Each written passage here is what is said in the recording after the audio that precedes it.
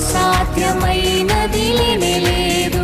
నన్ను బలపరచువాడు నాతో నుండగా, ఊహించలేని ఆశ్చర్య క్రియలతో నా దేవుడు నన్ను నడిపించును.